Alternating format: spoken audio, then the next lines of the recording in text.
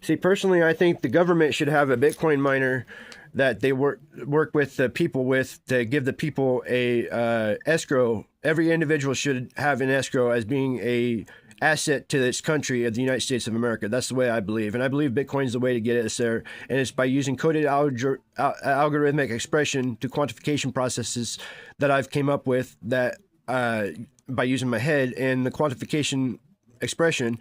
Therefore, the government has more buying power because they're controlling the money, and the people have an access route to that money without taking all the money, and the government still has this money, and the people still have their money, and it just adds an influx into the economy in order to make everything go down in price.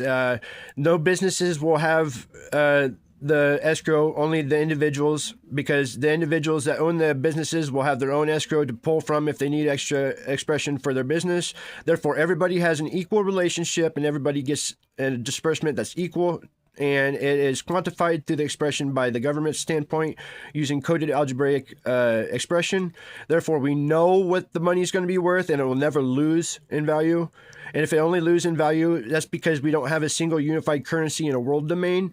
So there's going to be influxes. Like here, even in our own dollar in the United States, the dollar value for the cost of living and the work you do in Alaska is different than what it is here. You know what I mean? So you're going to have an inflation due to that, regardless. So in the quantification process of the world tangibleness of the money increments, then if you have another currency that's worth less, then it's going to obviously add inflation to our dollars. So therefore, we have to be able to have a quantification process to make the money possible and then add the power to the buying power of the margin of the dollar by having the buying power be backed by the government standpoint. So if there was a Bitcoin miner that was at a quantification process of exponential components only using the algorithmic hash that I was saying at 512, 256, 128, and so forth, and then you did that to the exponential of times 10 to the 32nd for all 32 digits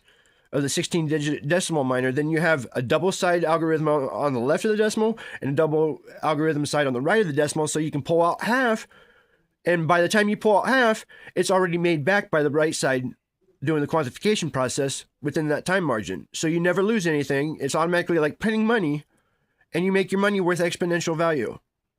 And therefore, there's the answer. Because anyways, money was only an idea. It was an idea for a tool used for barter.